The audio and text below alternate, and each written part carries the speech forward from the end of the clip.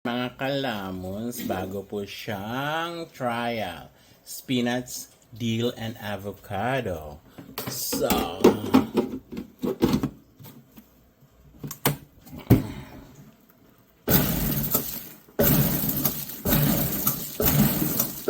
spinach, dill, and avocado po mga kalamons.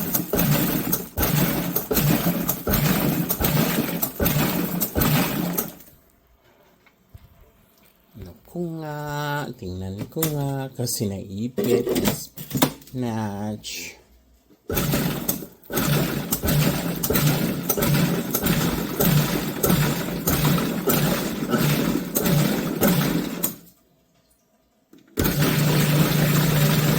Ayan, ano po siya mga kalamons? Spinach, dill, at saka avocado. Wala akong blender, so food processor yung ginagamit ko. We'll see kung anong kalalabasan.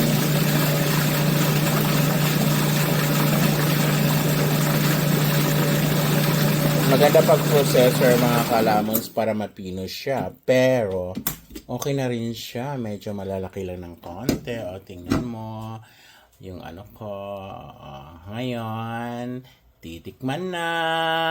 Ayan, makakalamons. Oo, titikman ko na po yung avocado, dill, and spinach. Avocado, dill, and spinach.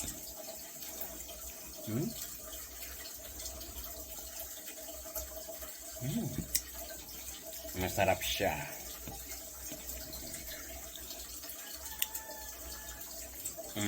Nalalasahan mo yung dill.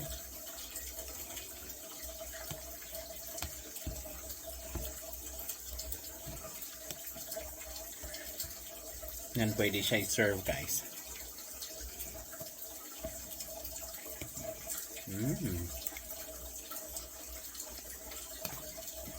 Pag blender ginagamit, mas pino to. Ano kasi, food processor lang. Minadali pa.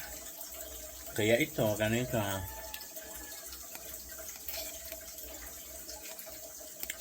Pag na-blend to, pwede.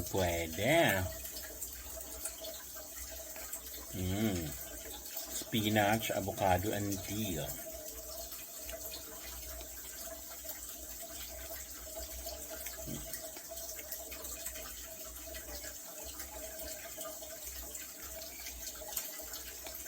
Yung mga hindi nakakaano ng dill po siya is herb po siya. Pwedeng ilagay sa pagkain. Pwedeng gawing pesto. Then, isahalo mo sa salad. O, diba? Pwede rin sa ulam.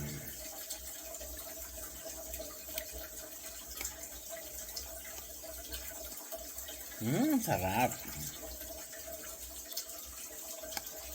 Avocado, dill, and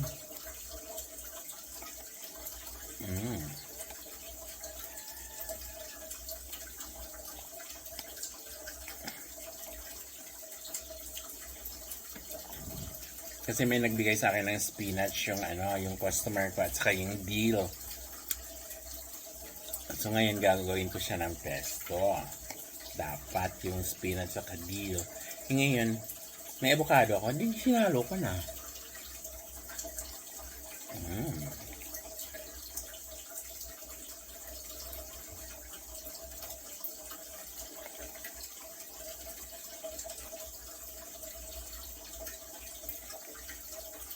Pwede siya.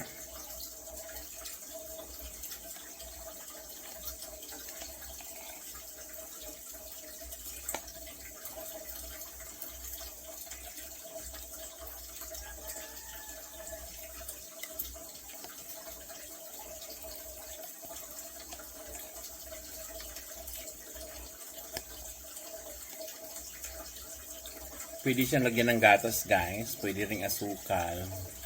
Kung gusto niyo matamis na matamis, maraming asukal. Pero pag tama lang, kunti lang. So, bahala na kayo, guys. Pwede siya. Kasi tingnan mo, ilang ounce ba to? Ang laki, di ba? Malaki kasing avocado kaya marami. Hindi ko pa nilagyan ng water. Nilagyan ko lang ng gatas. Konti.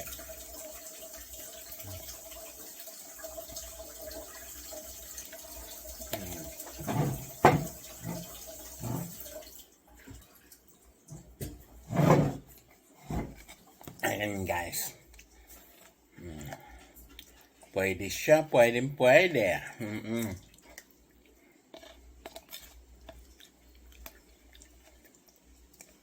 Pwede pag negosyo.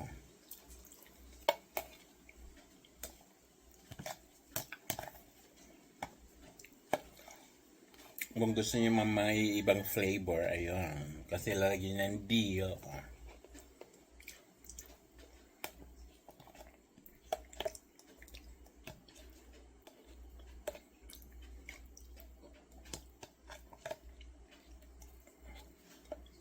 O, diba? Lakas ko talaga kumain.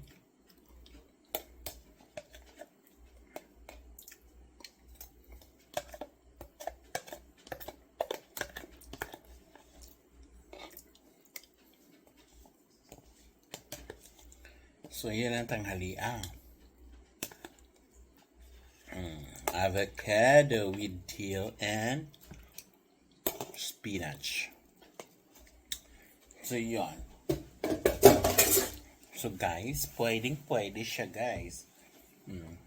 Bye! Thank you!